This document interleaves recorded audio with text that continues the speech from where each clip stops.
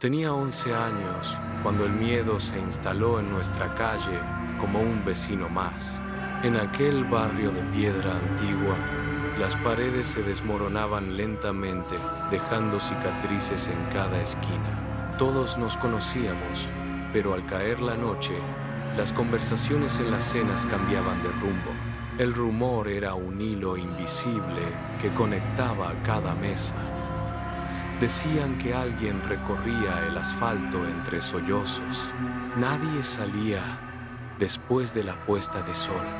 Las ventanas se cerraban con doble llave y las luces se apagaban antes de tiempo. El aire en la cuadra se volvía denso, cargado de una expectativa que cortaba la respiración. Los adultos evitaban mirar hacia la calle, manteniendo la vista fija en sus platos mientras el eco de pasos inexistentes parecía resonar en el pavimento.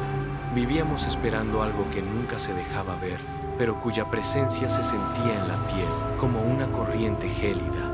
Los perros del barrio fueron los primeros en detectar la anomalía. Aquella noche, el aire se volvió pesado, denso, como si el oxígeno hubiera sido reemplazado por una capa de escarcha. Los animales, que minutos antes dormitaban en los patios, se pusieron en pie de un salto. Sus orejas se tensaron hacia atrás, captando una frecuencia que el oído humano aún no logra procesar. Comenzaron a gemir, un sonido bajo y constante que salía de sus gargantas como una advertencia. Algunos intentaron excavar bajo las puertas, buscando una salida desesperada, mientras otros se escondían bajo los muebles, con el rabo metido entre las patas traseras. El ambiente se tornó gélido. El aliento de los animales formaba pequeñas nubes de vapor en la oscuridad de los porches. No era un ladrido de alerta territorial, sino un grito de terror puro ante algo que no podían ver pero que sentían acercarse. Las cadenas de los perros en los patios empezaron a tensarse violentamente, arrastrándose contra el cemento con un chirrido metálico. Los animales no dejaban de mirar hacia el final de la calle, con los ojos inyectados en sangre, retrocediendo hacia los rincones más oscuros de las casas, incapaces de sostener la mirada. Una noche de invierno, el silencio se quebró. Un aullido colectivo estalló en la cuadra, un grito de terror puro que me obligó a saltar de la cama. El sudor frío recorría mi espalda mientras el aire se volvía irrespirable. Entonces, el llanto comenzó a acercarse.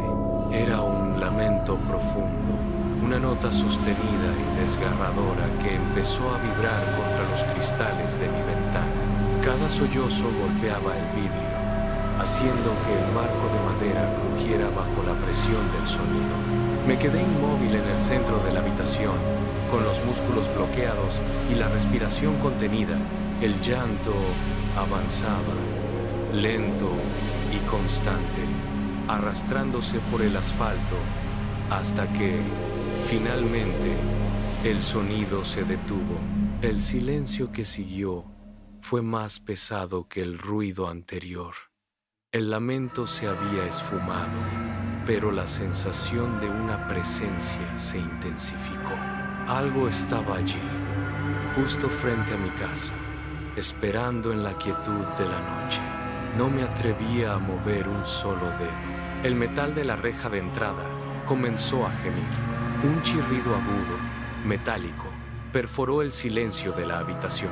Algo tiraba de los barrotes con una fuerza desmedida. Vi cómo el marco de hierro se combaba hacia adentro, cediendo centímetro a centímetro, bajo una presión invisible. Los pernos de la base saltaron, golpeando el pavimento con un eco seco. Mis manos se cerraron sobre las sábanas hasta que mis nudillos perdieron todo rastro de color. Me hundí en el colchón, presionando el cuerpo contra la pared, intentando ocupar el menor espacio posible. El metal volvió a retorcerse. Un crujido seco anunció que una de las barras se doblaba por completo. Cada sacudida de la reja hacía vibrar el suelo de mi habitación. Mis pulmones ardían por la falta de aire, pero no me atrevía a inhalar.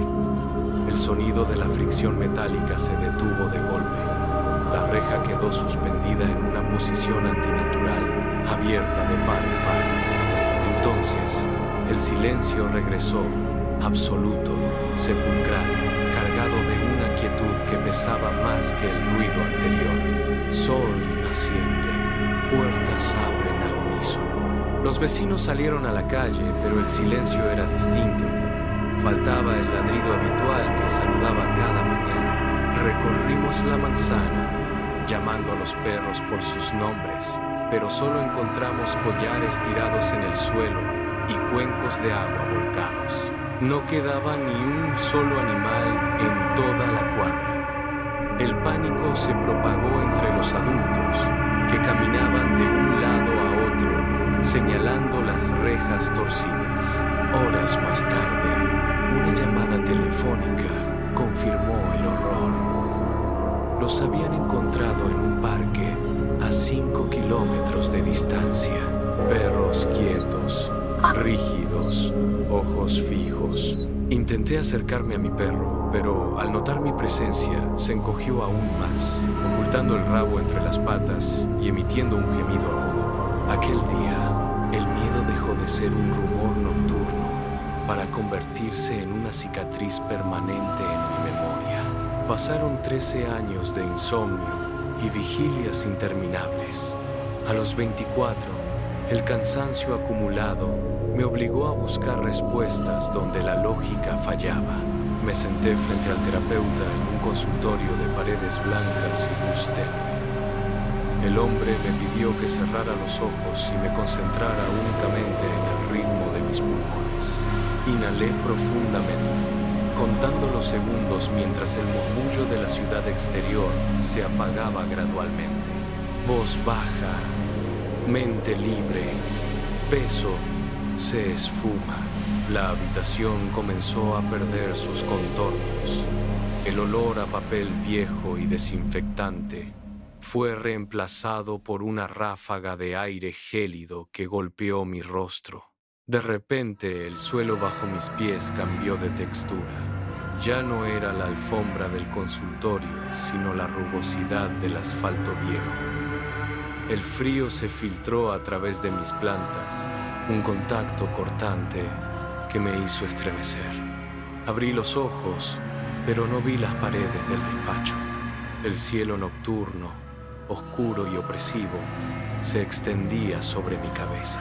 Estaba de vuelta en mi antigua calle, rodeado por el silencio sepulcral de una noche que no lograba recordar. El presente se había disuelto por completo. Un ardor punzante subió desde mis talones. Cada paso sobre el asfalto era una descarga eléctrica de dolor. Bajé la mirada y vi mis pies desnudos y lacerados, dejando pequeñas marcas oscuras sobre las piedras frías. Intenté detenerme, pero mis piernas seguían avanzando con una cadencia mecánica. Mis manos se movieron solas, apartando una tela pesada que me cubría. No era mi ropa, era una tela clara, de una textura antigua y áspera. El pánico me cerró la garganta, pero no pude soltar la tela. Un sollozo brotó de mis pulmones, un sonido agudo y prolongado. Los perros de la cuadra comenzaron a aullar al unísono, una sinfonía de terror que vibraba en mis oídos. Me miraban con los ojos desorbitados. Intenté gritarles que se alejaran, que yo no era quien ellos creían, pero mis cuerdas vocales solo emitieron un gemido lastimero. El horror me golpeó. No estaba presenciando el recuerdo de otro, estaba habitando el cuerpo que aterrorizó mi infancia. Mis piernas me arrastraron por la acera hasta detenerse frente a mi propia casa. La reja de entrada se alzaba ante mí. Mis manos, movidas por una fuerza ajena y gélida, se cerraron sobre los barrotes de hierro. Sentí el óxido descascarándose. Tiré con una violencia inhumana. El metal gimió, cediendo poco a poco ante la presión constante. Un sollozo desgarrador brotó de mi garganta un sonido que no pude contener, una nota sostenida que vibraba en el aire. La reja se dio con un chasquido seco. Crucé el patio, sintiendo la hierba fría bajo mis pies heridos. Llegué a la puerta principal.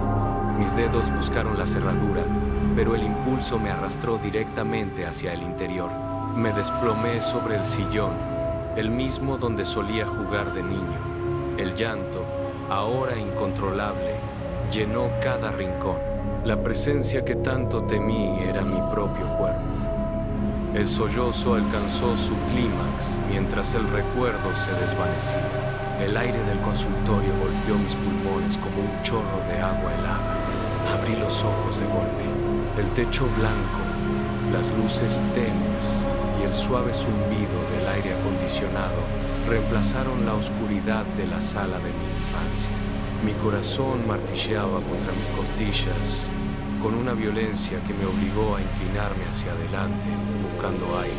El terapeuta me observaba desde el otro lado de la mesa, pero su rostro parecía lejano, una figura borrosa en un mundo que ya no se sentía real. Bajé la vista hacia mis manos. Eran mis manos, las mismas que siempre habían estado ahí, pero ahora las observaba como si fueran objetos extraños, ajenos a mi voluntad. Mis dedos temblaban. Fui yo quien caminó por aquellas calles. Fui yo quien hizo llorar a los perros y aterrorizó a mi propio hogar. La duda se clavó en mi mente con más fuerza que cualquier recuerdo. Quizás la hipnosis no había revelado un pasado oculto, sino una verdad más aterradora. Que el monstruo no era un espectro que venía de fuera, sino una parte de mí que aún busca el camino a casa, condenada a repetir un ciclo de dolor que no termina al despertar. Me quedé en silencio, con las manos entrelazadas, sintiendo el peso de un misterio que ni la ciencia ni el tiempo podrían resolver jamás.